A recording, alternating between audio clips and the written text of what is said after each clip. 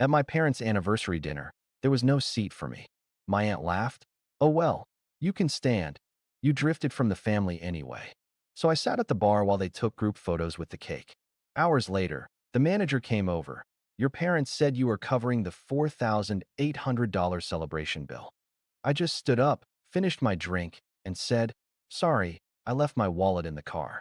Then I walked out and heard my mom shout, who's going to settle the bill? At my parents' 40th anniversary dinner, there wasn't a seat for me. I stood awkwardly near the entrance of the restaurant's private event room, scanning the long table covered in white linen and floral centerpieces. There were exactly 14 chairs, every one of them occupied or labeled with a name card. None had mine. My Aunt Claire, already half a glass deep into Chardonnay, caught sight of me hovering like a ghost. She chuckled, lifting her glass in mock sympathy. Oh well, she smirked, loud enough for the nearby table to hear. You can stand. You drifted from the family anyway. A few cousins laughed politely. My father, seated at the head of the table next to my mother and younger brother, didn't even turn his head. I swallowed hard and gave a tight smile. Nice to see you too, Claire, I muttered, and turned on my heel. Instead of making a scene, I made my way to the bar. It was just a few feet outside the private room, but might as well have been another universe. While they passed around champagne and snapped group photos with the two-tiered cake, I sat on a stiff bar stool nursing a whiskey neat. I should have left. God knows I had every reason to. But something inside me, some pathetic, dying ember of loyalty, kept me anchored to that spot. I kept watching them laugh and pose like some perfect picture of familial harmony. As if I hadn't bailed them out of debt last year. As if I hadn't paid for half the damn dinner they were toasting at. My brother raised his glass in a toast. To family, he declared, grinning. The irony almost made me choke on my drink. 2 hours later, I was still there, scrolling on my phone, when the manager approached. He looked uneasy, like someone delivering a message he'd rather not carry. Excuse me, sir, he said. Your parents mentioned you're covering the bill for tonight's celebration? I blinked. What bill? The event total came to $4,827.50, he said, showing me the invoice on a small clipboard. They said you were the one handling payment. I looked through the glass doors. My father was cutting the cake. My mother was clapping. Not a single one of them even glanced in my direction. I stood up slowly, drained the last of my drink, and smiled at the manager. Sorry, I said, reaching for my keys. I left my wallet in the car. And then I walked out. Behind me, I heard a shrill voice slice through the air. Who's paying now? I didn't turn around. I didn't need to. I should have known this night would turn into another humiliation. It always does. For years, I've been the financial backbone of a family that never saw me as anything more than a bank account with legs. The forgotten son. The responsible one. The quiet type who just does what needs to be done. That's what my mom always said, usually when she needed a loan.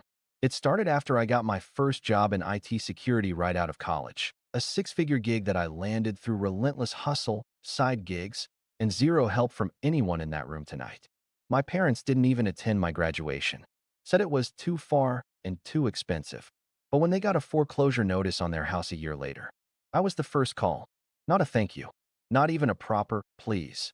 Just my dad saying, you're the only one who can fix this. Like I was some sort of family repairman. I wired them $18,000 the same week. That was just the beginning. Car repairs, medical bills, my brother's DUI lawyer, my cousin's surprise baby shower. Every crisis somehow landed in my lap. And I kept showing up, like a fool. But what really shattered me, what broke something deep inside, was how they treated me when I stopped writing the checks. It happened 6 months ago. After years of support, I told them I was buying a condo, finally investing in my future. I explained that I need to cut back on handouts. The silence on the other end of the phone was thick. Then came the guilt. After everything we've done for you, Mom sighed. You'd rather let your family suffer than postpone buying a couch? Dad snapped. You wouldn't even have that job if it weren't for the work ethic we taught you, my brother chimed in. The same brother I once paid $2,000 to get out of jail for public intoxication. That was the night I decided I was done. I started saying no. No to paying for my brother's new apartment after he got evicted for the second time. No to loaning my parents money for a cruise they swore was for Dad's health. No to funding yet another one of my cousin Olivia's MLM schemes. And the colder I got with my wallet, the colder they got with their affection. Family dinners stopped. Group chats died. I wasn't invited to birthdays. When my uncle passed away, I found out through Facebook.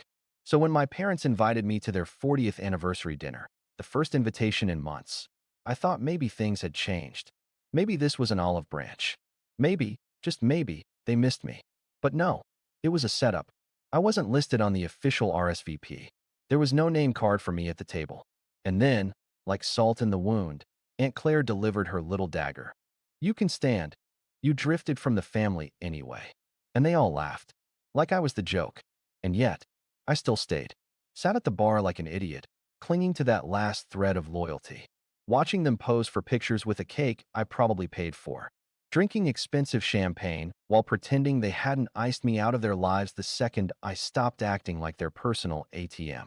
Then came the final insult. The $4,800 bill dumped on me like I was some background extra in their fake little play. That's when I realized something. They didn't see me. Not as a son. Not as a brother. Not even as a person. Just a resource. And when a resource stops being useful, you discard it. So I walked out. For the first time in my life. I let them clean up their own mess. But that was only the beginning. Because if they thought walking out on that dinner was the end of the story, they had no idea what was coming. I didn't hear from them for 2 days. No calls. No texts. Not even one of those fake friendly emoji reactions my mom used to send when trying to manipulate me back into the fold. Just silence. Thick, strategic silence. But on the third day, the mask slipped. My phone lit up like a Christmas tree. First, it was Mom. 5 missed calls in 1 hour. Then Dylan, my golden child of a brother, calling twice back to back, something he never did unless he wanted something expensive. Then Aunt Claire, texting. You need to apologize. Your behavior was humiliating. That dinner was for your parents, not you. Right. Because celebrating their 40th anniversary by excluding one of their sons and then making him pay for it was totally acceptable. By noon, a group chat appeared, titled, I kid you not, Family Responsibility. The message read, We were deeply embarrassed by your stunt. Walking out like that was childish. You humiliated your father on a very important night. The manager said the bill is still unpaid. You committed to covering the costs. We are asking you to make this right by the end of the week. Family is family. No greeting. No apology. Just the same passive-aggressive tone I'd been hearing since I was old enough to spell my name. No one acknowledged there had been no seat for me.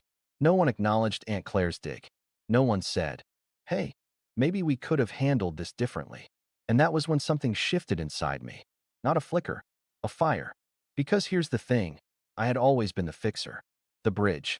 The peacemaker. The one who quietly paid the medical bills, the car repairs, the overdue rent. I was the guy who sent birthday gifts even when no one remembered mine.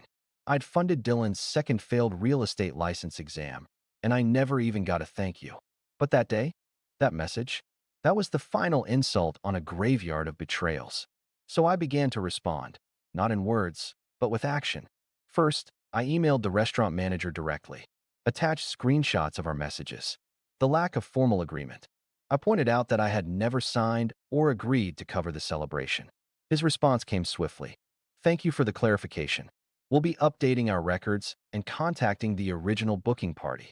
Translation, the bill, all $4,827 of it, was now my parents' problem. Next, I took to Facebook.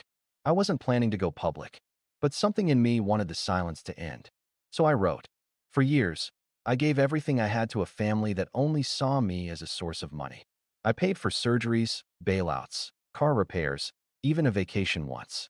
But when I said no for the first time, I was excluded. At my parents' anniversary dinner, which I wasn't even seated at, I was expected to cover a $4,800 bill without a word of thanks. I walked out, and I don't regret it. Walking away isn't betrayal. Sometimes it's self-preservation. I hit post and closed the app. By morning, the post had 4,000 reactions. Old classmates commented, You always were the quiet one, but the realest guy I knew. Ex-coworkers wrote, Same thing happened to me. Respect for speaking out. Even distant cousins I barely remembered messaged me privately. Honestly, we've always seen how they treat you. You're not crazy. Then came the message that made my stomach churn. It was from the bank. Apparently, someone had used my personal information to open a new credit card account in my name. The card had been maxed out. $6,200. I requested a full transaction history. Charges included first-class airline tickets, a new 65-inch OLED television, 3 separate Amazon orders totaling $1,100, and, cherry on top, a romantic cruise deposit for $1,800. All made within 3 days before the anniversary dinner. I didn't need a detective to tell me who did it. They were planning to trap me with that bill all along. I could have screamed. Instead, I drove right back to the place I swore I'd never return, my parents' house. The same house I once saved from foreclosure. Mom opened the door. She looked stunned. "Brian," she said, stepping back like she'd seen a ghost. "No hug," I asked calmly. She stammered. "We didn't expect." "You expected the money," I interrupted. "Always the money." She opened her mouth, but I raised my hand. "I'm not here for a scene. I'm here to talk about the identity theft." She blinked. "What?" "A card was opened using my information, without my consent." "That was," she fumbled. "Your father thought it would be easier to." "To what?" I snapped. "Use my name on something I never agreed to? Max out a card behind my back. You thought I'd just pay it without noticing." Behind her, my dad appeared in the doorway. His arms crossed, voice firm. "You always helped before. What's different now?" "What's different?" I laughed coldly. "You threw me out of my own family dinner and sent the bill to me without even a seat at the table. You used my name to fund your cruise and your goddamn new TV. What's different is I finally see who you are. We're your parents," he barked. "We gave you life. And I gave you my savings," I shot back. "I gave you my 20s. I gave for years, but the moment I needed space, I was pushed out." Mom's voice cracked. "We were counting on you. You were using me." I pulled a folder from my coat and handed it to them. "Affidavit. Bank statements. Filed a formal report with the bank. You have 48 hours to resolve this, or I'll escalate through formal channels. And I'm prepared to take all necessary legal steps." "Don't do this," my mom whispered, her voice small. "I didn't do this," I said quietly. "You did." I turned to leave, and that's when I heard it. From behind me, my father's voice. Cracking. "Who's paying now?" I paused in the driveway, turned back, just enough to meet his eyes. "You are," I said. Finally. Then I walked away.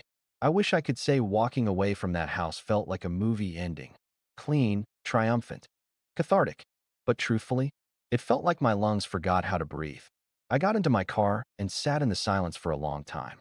No music, no GPS, just the distant hum of my parents' neighborhood, the one I'd helped save more than once, now completely behind me. My phone buzzed. "Mom. Brian, let's talk. We didn't mean for it to go this far." Blocked. Dad tried next. "If you go through with this, you'll regret it. Family doesn't turn on family." Blocked. Then Dylan, my brother, the golden boy, the one who always knew how to twist the knife. "You've made your point. Now grow up and fix this. You owe them. We all know it." I stared at that message for a long time. Then I opened my banking app and transferred 1 cent to Dylan's Venmo. Caption: "Here's everything I owe."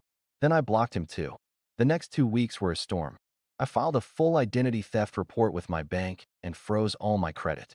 I had to sit through hours of paperwork, calls with fraud departments, and verifications. But I wasn't just doing it to protect myself. I was sending a message. I'm no longer available for financial support. Then, just as I thought things might cool down, the universe threw gasoline on the fire. A friend from college sent me a screenshot from Facebook. It was a post from my cousin's page, which I'd been blocked from years ago for refusing to invest in her essential oil pyramid scheme.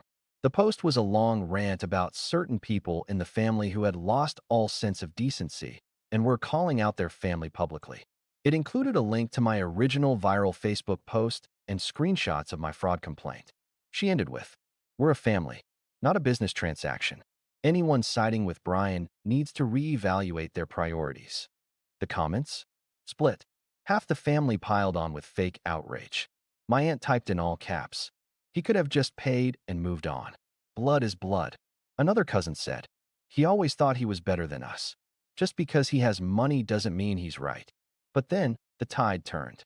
People I hadn't heard from in years, people who'd once also been used, ignored, squeezed, started chiming in. "You all used him for years. He was always there for everyone. I remember he helped me fix my car when I had no one else." Interesting how things change when the support ends. This is why he walked away. And he was right. Within 48 hours, my inbox was filled with messages from relatives I barely knew, thanking me. Some shared their own stories of being manipulated by the core family. Some even apologized for laughing at me behind my back, for going along with the gaslighting, for being silent. But the most shocking message of all, it came from Dylan's ex-girlfriend. Hey Brian, I know this is out of the blue, but I saw your post. I've kept quiet for a long time, but I thought you deserved to know. She sent me screenshots, conversations between her and Dylan, messages where he bragged about how Brian always pays when we ask. He'll pay for the whole dinner if we guilt him right. Another where he said, my mom's using his info to open the card today. He won't say no. He never does. He won't push back. He won't push back. That word hit me like a freight train. Because for years, I believed it. I thought being quiet, accommodating, invisible, meant being strong. But that wasn't strength. That was silence. And silence helped them build their empire of entitlement. So I took the screenshots, and I sent them directly to my parents. No caption, no explanation. Just, this is who you raised. The next morning, I got a call from a restricted number. I let it go to voicemail. It was my dad. Brian, I saw what you sent. I didn't know. I swear to God I didn't know. Your mother, she thought Dylan was joking. We didn't realize. He trailed off. Then, quietly, I think we made some mistakes. I didn't call back. A week later, the credit card balance was paid in full. The fraud report was closed. I was finally, legally, free of them. But the emotional untangling? That took longer. I spent nights staring at the ceiling wondering how I let it go on this long. How many birthdays I paid for. How many medical bills. How many guilt-driven phone calls I answered just to keep the peace. And then came the guilt for not feeling guilty. Because I didn't miss them. Not even a little. What I missed was the idea of family. But that idea was dead. So I built something else. I moved. Got a new place, smaller but cozy. My own photos on the walls. My own mugs in the cabinets. My name on every document. No one else's. I reconnected with old friends. The kind of friends who never asked for money, only my time. We started game nights again. Cookouts. Laughter that didn't cost me anything. And the craziest part? I felt light. Like I'd shed 1,000 pounds of invisible chains. One night, I got a message from a name I hadn't seen in a decade. My cousin Lena, the quiet one who used to sit next to me at family dinners, always polite, always shy. Her message was simple. Just wanted to say thank you. You said everything I've wanted to say for years. I cut ties too, and seeing you do it helped me not feel so alone. And that was it. The moment I knew I'd done the right thing.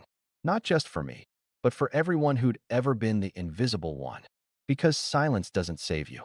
Boundaries do. It's been 6 months. Half a year since I stood up from that bar stool, left behind the people who thought I was treated me like I was invisible, and let their $4,800 fantasy night collapse without me. They still talk about it, I'm sure. I imagine Aunt Claire probably surprised when the bill came back their way. My mother panicking when the manager asked for her credit card. My father fuming in disbelief that his silent son finally stopped being useful. I wasn't supposed to walk out. I was supposed to take it. Smile. Nod. Pay. But I didn't. And I've never been freer. I moved cities 2 months after the fallout. Got a new job offer from a cybersecurity firm that actually values my work, my time, my voice. They gave me a signing bonus. I used it to buy a couch, not for guests, not for family dinners, for me. I wake up now without that weight in my chest. No missed calls full of guilt. No sudden requests for just a little help this month. No manipulation packaged as obligation. Silence. Blessed, earned silence. And then one day it ended. Sort of. A manila envelope arrived at my new place. No return address. Inside, a handwritten note. From my father. Brian, I don't expect forgiveness, but I owe you the truth. He admitted it all. That they knew about the card. That Dylan wasn't joking. That my mom told him to just wait it out, because Brian always caves eventually. But then I walked out, and I didn't come back. And for the first time in his life, he had to deal with consequences. The bank froze their accounts after confirming the misuse. Their cruise was canceled. They lost their deposit. But worse, the story got out. That post of mine, it didn't just go viral among friends. Someone sent it to my dad's work contacts, to his church group, to people who used to admire him. He didn't write to apologize. He wrote because he was broken.